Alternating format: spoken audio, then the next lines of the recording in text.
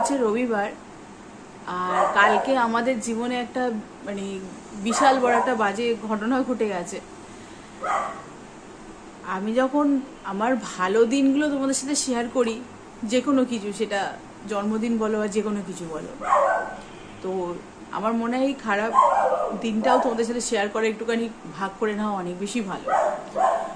কালকে শনিবার আমার মানে কি বলবো তোমাদেরকে, অনেকদিন ধরে আমার মাসি, আমার জানো একটাই মামা একটাই মাসি, আর মাসির মেয়েকে তোমরা সবাই চেনো, পালক, পলি, তোমরা সবাই চেনো, সবাই চেনো। রাস্তায় ওর সাথে দেখা হলে তোমরা ওরা দাঁড়িয়ে কথা বলো যে তুমি পিউদির বোন না, বা তুমি পিউর বোন না, অতএব তোমরা সবাই চেনো ওকে। মামাদের অতটা চেনো না, বাট মাসিদের সবাইকে চেনো। মাসি এসছিল, তোমরা জানো। মাসির কয়েক বছর ধরে এমনি পায়ের যন্ত্রণা একটা ব্যাপার ছিল, তো সেই জন্য অনেক বেশি মেডিসিন নিত, ওষুধ খেত। তো সেটা ঠিক আছে, নর্মাল, কারণ আমার বাড়িতেও এসছে, মাসি নিজে গান করতো, আশ্রমে গান করতো, মানে সবই ঠিকঠাক চলছিল। আর আমার মাসির বয়সও কিন্তু বেশি না, মানে প্রথমে আমার মাসি, তারপর মামা, তারপরে হচ্ছে আমার মা। তো পলির বয়সও বেশি না, তোমরা জানো। আর পলির আবার একটা ভাইও আছে, সেও ছোট। তো অনেকদিন ধরে এরকম সমস্যা হচ্ছিল, ঠিক আছে। এবার বিগত 2 মাস ধরে আরও বেশি শরীরটা খারাপ করেছে। আর এমন কলকাতায় সব ডাক্তার, বিভিন্ন জায়গায় ডাক্তার দেখিয়েছে, কিন্তু কেউ বলতে পারছে না যে কেন, কোথা থেকে এই ব্যাপারটা হচ্ছে, মানে কি হয়েছে, কি সমস্যা, কেউ কোনোভাবে কিছু বলতে পারছে না। তো ঠিক আছে, তারপর মাঝে একবার মা ঠিক করলো যে মা যেখানে দেখাচ্ছে, যেখান থেকে মা স্ট্রোক পেশেন্ট, মা ঠিক হয়ে গেছে, ওখানে একবার দেখিয়ে দেওয়া হবে। কারণ এর আগে একবার মাসির ওরকম হয়েছিল, মাসি না খেয়ে একদম মানে একটা বড় মানুষ থেকে ছোট মানুষ হয়ে গেছিল। তো ওখানে দেখিয়েছিল, দেখে আবার মাসি পরের দিন থেকেই স্ট্রং হয়ে গেছিলো, এত ভালো উনি ডাক্তার।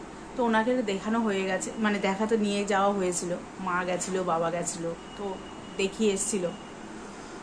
কিন্তু মাসি 2 মাস হয়েছে কিছু খাচ্ছে না। এবার তোমাদেরকে একটা কথা বলে রাখি, যখন আমাদের কোনো হাই পাওয়ারের ডোজ পড়ে, হাই পাওয়ারের কোনো খাওয়া মানে ওষুধ পড়ে, তখন যদি আমরা খাওয়াটা ঠিকঠাক করে না খাই, তাহলে সেই ওষুধটা কিন্তু নিতে পারে না সেই পেশেন্ট। যে কোনো ক্ষেত্রে হতে পারে, খেতে হবে, যেভাবে হোক খেতে হবে। তো এমনি 2 মাস ধরে কিছু খাচ্ছিল, ডাক্তার দেখিয়ে এসছে, ডাক্তার বলেছে খাওয়া দাওয়া করতে করতে, কিন্তু খাওয়ার সেই ইচ্ছেটা কোনো কারণবশত মরে গেছে, মানে খেতে পাচ্ছে না, খেলে বমি করে দিচ্ছিল। তারপর আরও অনেক ডাক্তার দেখালো, অনেক কিছু করলো, কিন্তু কোনোভাবে কিছুতেই বুঝতে পারছে না যে কি হলো। এবারে কিরকম ভাগ্য দেখো, পরশু দিনকে মানে শুক্রবার দিনকে আমার বোন হসপিটালে ভর্তি করেছে। আমার মা বাবা ওরা দেখতে গেছে। আমি আমার মাকে বলছি, মা আমাকে বলছি তাহলে চল একদিন রান্না করে নিয়ে যাই, হসপিটালে আছে, একদিন রান্না করে নিয়ে যাই। মাকে বললাম ঠিক আছে চলো, রোববার বা সোমবার দিনকে আমি আর মা আবার যাবো।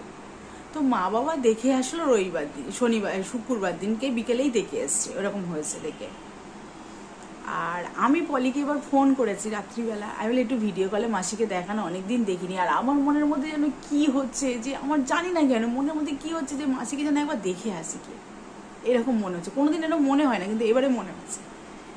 তো ভালো, মাসিকে ভিডিও কলে দেখেছি, ভিডিও কলে মাসিকে দেখেছি। সাথে ভিডিও কল হয়, ও যখন কাজ করে না, অফিসে থাকে, ওর মলে যেখানে কাজ করে সেখানে থাকে, তখন এমনি ভিডিও কলে, কারণ বাড়িতে সেভাবে ভিডিও কলে কথা হয় না, হয়নি। সেদিন মনে হলো হঠাৎ ভিডিও কল না, মাসি খুবই অসুস্থ, মানে কথা বলতে পারছে না। এদিকে পলি বোন বলছে মা দিদি ফোন করেছে, দেখো দিদি আছে ফোনে, দেখো দিদি আছে, আমি শুনতে পাচ্ছি, মানে করতে পারছি। তো দেখলাম মাসি মানে খুব এবার পরের দিন সকালবেলা, মানে রবিবার দিন সকালবেলা, মাসি নাকি একে বলেছে, বোনকে বলেছে তুই চা নিয়ে আয় তো, মাসি প্রচন্ড চা খায়, চা নিয়ে আয় তো, চা খাই। তো পরে চা নিয়ে আসছে, নিয়ে আসার পরে এবার যখন চা নিয়ে এসছে, চা খেয়েছে, চা মনে হয় খায়নি। তারপরে এবার বাবা আমাকে যখন 12:30 1টা বাজে, 1টার দিকে মনে হয় বাবা আমাকে ফোন করলো, বললো মাসি আর নেই। মা ওদিকে কেঁদে পাগল হয়ে যাচ্ছে। আমি তো মানে আমার বলতে গেলে মাসি আমাদেরকে প্রচন্ড ভালোবাসে, আমাকে মানুষ করেছে। আমার মা গল্প করে আমাকে, আমার ভাইকে, এই দুজনকে কিন্তু আমার মাসিই মানুষ করেছে। তখন মাসির বিয়ে হয়নি, আমি অনেক ছোট, মাসি তখন বিয়ে হয়েছে, মাসির অনেক এজে বিয়ে হয়েছে। যাই হোক, এবার মাসি তখন মানে ভাইকে তেল মাখানো, আমাকে চান করানো, সমস্ত কিছু আমার মার কাছেই আমার মাসি থাকতো তখন আর কি। দিদার কাছেও থাকতো কিন্তু মার কাছে এসে থাকতো। তো সেই মাসি মানে যার এখন মরার কথা নাই, মানুষ অসুস্থ আছে ঠিক আছে, তবু বেঁচে থাকলে মনে হয় যে হ্যাঁ বেঁচে আছে, সেই মানুষটা চলে গেছে। আমি যখন আমার বাবা ফোন করে বললো, আমি বললাম যে মেয়েকে বললাম, রাজুকে বললাম তুমি ছেলেকে দেখো। রাজু বলছে আমি দেখছি, তোমার চিন্তা করতে হবে না। তখন ছেলের খাওয়া হয়নি, রান্না কিচ্ছু হয়নি সেভাবে। রাজু বললো আমি দেখছি, তুমি যাও, চলে যাও। ও বাড়িপুর হসপিটালে পরের দিনকে মেশোর কোলেই মারা গেছে। তারপরে আমি এবার ছুটে গেলাম, পলির দিকে তাকাতে পারছি না, একটা বাচ্চা মেয়ে, ওর ভাই আরো ছোট, পলি যথেষ্ট বাচ্চা, কিন্তু সংসারের দায়িত্ব ওইটুকু মেয়ে নিয়েছে। মানে ওর বলতে গেলে আর কেউই নেই সংসারে, ওইটুকু মেয়ে দায়িত্ব নিয়ে এতদিন সংসার চালিয়েছে। কারণ আমার মেশো অসুস্থ, মানে উনিও একটা স্ট্রোক পেশেন্ট। ভাইটা টুকটাক কাজ করতো, এখন করছে না, যাই হোক। তো সংসারের দায়িত্ব নিয়ে ওই ডাক্তার খরচ, ওই এ করো সব একা। পলিকে সত্যি সেলুট দিতে চাই আমার বোনকে, যে একটা মেয়ে হয়ে যা করেছে, যেটা সত্যি ভাবা যায় না। আর প্রত্যেকটা মেয়ে কি ছেলে কি বাবা মার জন্য প্রত্যেকেরই এরকমই করা উচিত আমি মনে করি।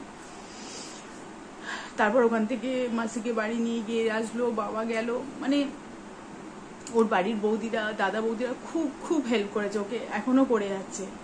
তো এইভাবে চলে যাবে মানুষটা আমার সত্যি কেউ মানে ভাবতে পারছি না। কারণ পলি বললো সকালে মা হেসেছে, আর সেই মানুষটা হঠাৎ করে বিস্কুট মানে যখন গালে দিয়েছে তখন আর সেই বিস্কুটটা নিতে পারিনি, মানে তখনই হার্ট ফেল করে গেছে।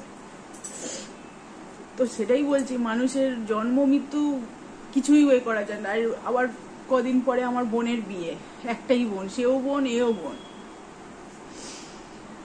কদিন পরে বোনের বিয়ে, কত আনন্দ করবো ভেবেছিলাম। মাসিরা যাবে, পলি যাবে, মেসো যাবে, আমরা যাবো, একদিন দুদিন আগে থেকে কত আনন্দ করবো ভেবেছিলাম। আর বোনেদের বিয়ের ঠিক মানে ডেট ফেট সমস্ত কিছু ঠিক হয়ে গেছে। তোমরা ব্লগটা দেখেছো, এই ব্লগটা হয়তো কদিন পরেই দেখছো, তোমরা দেখেছো, পুরো ঠিকঠাক হয়ে গেছে। তারাও কিছু করতে পারবে না ডেট পিছিয়ে, কারণ অলরেডি সমস্ত কিছু ইনভাইটেড। আর 2-3 দিন পরে বিয়ে, কিছুদিন আর 1 সপ্তাহ পরে বিয়ে। তো সেটাই বলছি তোমাদেরকে, মানুষের কিচ্ছু বলা যায় না। আর মাসিকে প্রচন্ড, মাসি যখন আমার বাড়িতে কোনো কাজে আসতো, এমনি খুব একটা আসতো না, কিন্তু যখন কোনো কাজে আসতো, এই ধরো ছেলের অন্নপ্রাশন আমার স্বাদের সময়, মাসিকে বলতাম তুমি থাকো, তুমি আজকের দিনটা থাকো। মাসি বলতো না আমার গান আছে, পরের দিনকে গান আছে। আমি বলতাম যে আজকের দিনটা অন্তত থাকো, মানে এতটাই ভালোবাসতাম।